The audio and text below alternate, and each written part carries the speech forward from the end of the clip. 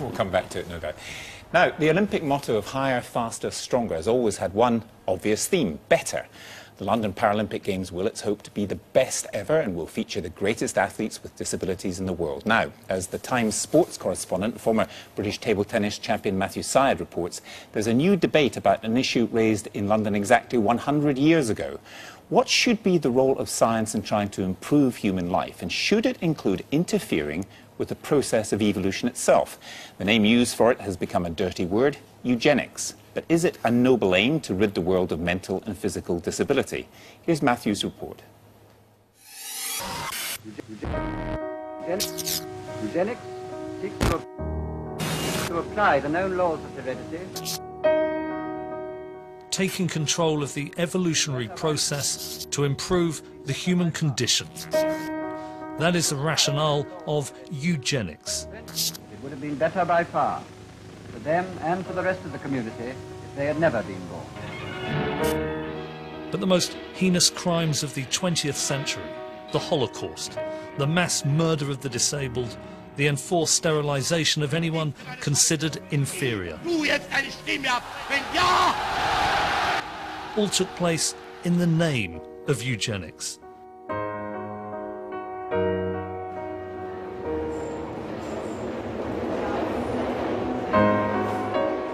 But can we embrace the promise of eugenics without its totalitarian connotations? A modern, humane eugenics driven not by coercion, but by individual choice.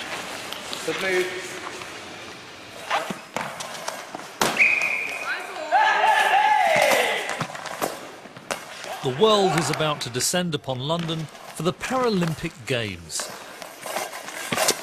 More than 4,000 athletes will compete in 20 different events. These British athletes are preparing for the goalball competition. The Games are a celebration not merely of sport, but of the human spirit, a celebration of the greatest disabled athletes on the planet.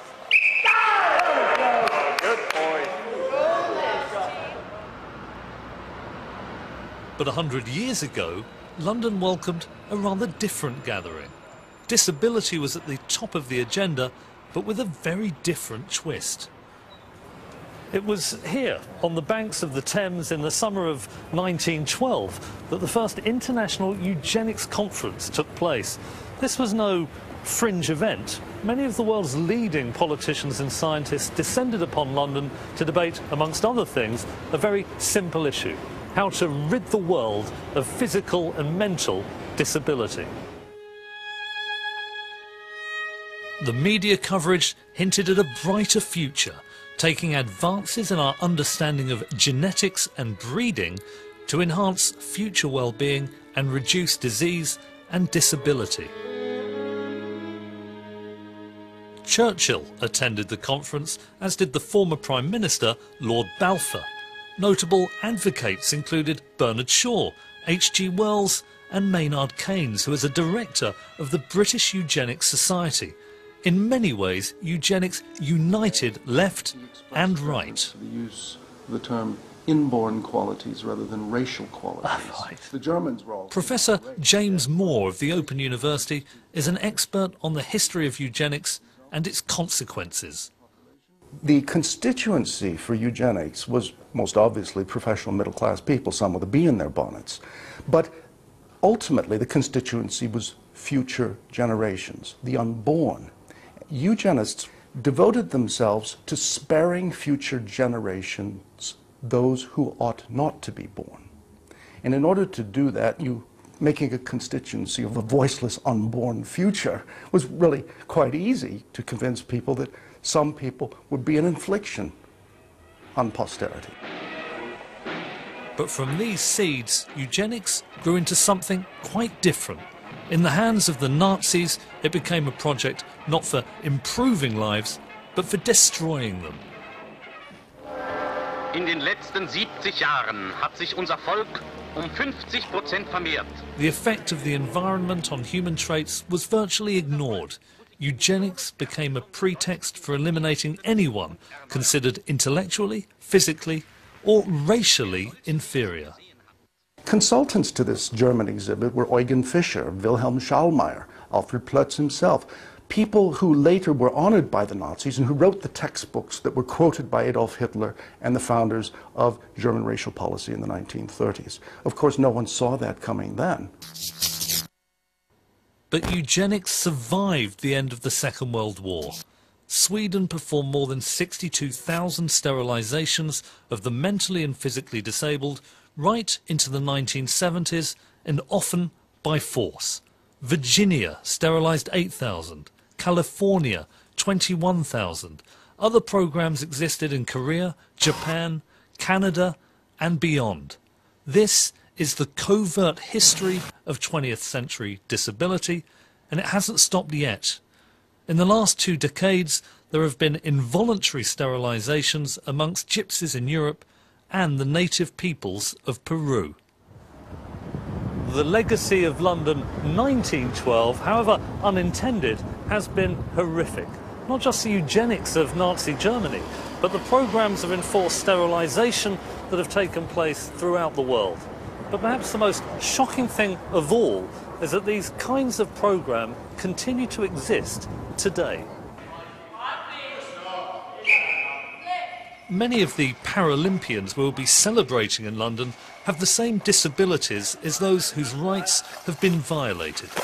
But does this mean that we should write off eugenics in its totality?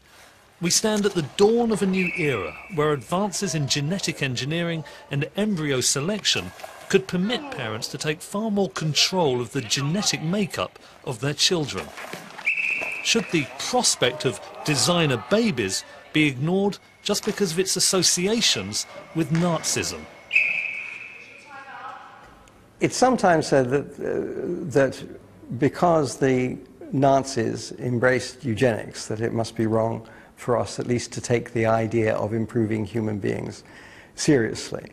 Now, it seems to me just rather silly to think that things are wrong because bad people do them. So if it is true, which I think is doubtful, that the Nazis made the trains run on time, it doesn't mean that it's wicked to try to have a punctual railway system. There are powerful moral reasons to enhance human beings, and indeed human beings are inveterate self-improvers.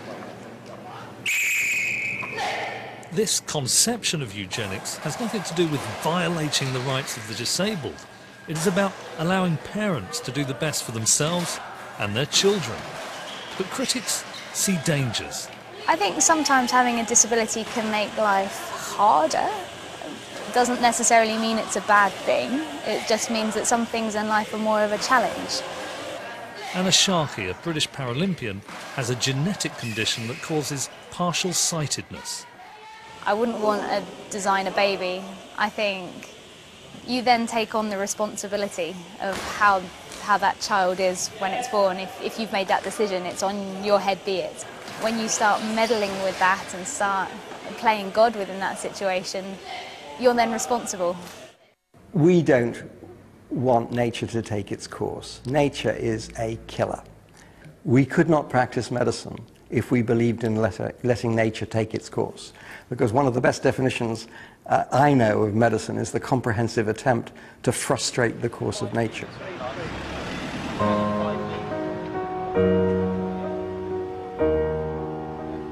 The debate over eugenics hinges on an even deeper question, perhaps the deepest question of all. What gives value to human life? Life all ends the same way for everyone. We all finish this life at some point. What did you do with it along the way? These are children who are helpless in every way and need constant attention. Eugenics has taken humanity down many dark roads and caused untold suffering. But could a new eugenics, enlightened by empathy, leavened by liberty, finally be about to fulfill its promise?